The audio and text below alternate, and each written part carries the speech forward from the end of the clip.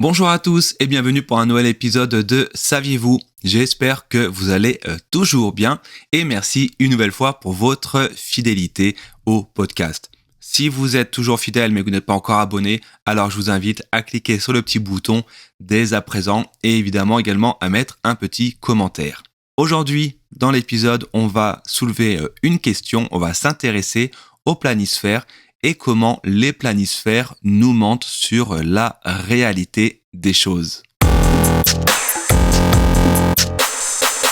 J'imagine que comme moi, vous avez encore un souvenir plus ou moins flou des différents planisphères qu'on nous montrait à l'école afin de nous apprendre les différents pays à travers le monde. Eh bien, tenez-vous bien, ce planisphère, en fait, ne représente pas la vraie taille des pays. Par exemple, la superficie de la Russie, que l'on voit donc sur le planisphère que vous avez dans votre imagination, eh bien la Russie en vrai mesure 17,1 millions de kilomètres carrés.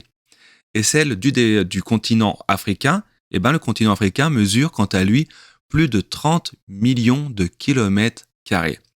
Pourtant, si vous regardez une carte du monde, eh bien la Russie, elle est bien plus grande que le continent africain.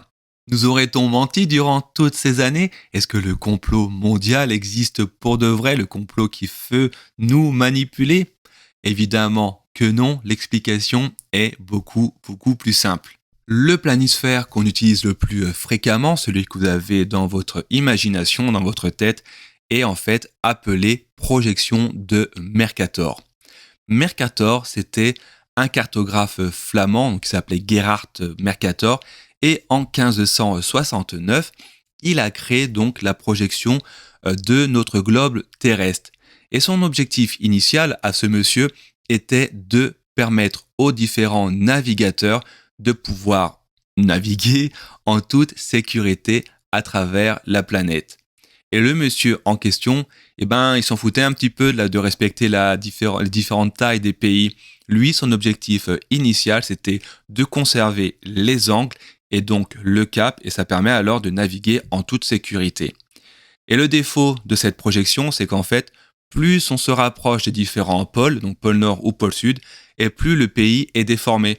Et c'est pour ça que la Russie est beaucoup plus grande que la réalité et que les différents pays qui se trouvent au niveau de l'équateur, comme par exemple le Brésil, a ces proportions à peu près conservées.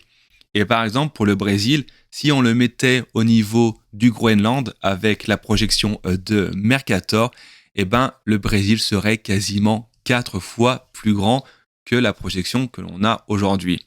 On a essayé de modifier cette carte pour essayer de conserver les proportions, les vraies tailles des pays. On a par exemple la projection de Gall-Peters où on garde la vraie taille des pays. Mais le défaut de cette nouvelle projection, c'est que ça déforme les pays. Alors oui, on a les proportions, mais du coup, on n'a plus la vraie forme des pays. On arrive à la fin de cet épisode. Vous trouverez tous les détails des différentes projections qui existent du planisphère en note de l'émission. J'espère que ça vous a plu, que vous verrez notre planète Terre d'un œil différent. Une nouvelle fois, n'hésitez pas à vous abonner, à mettre un petit commentaire.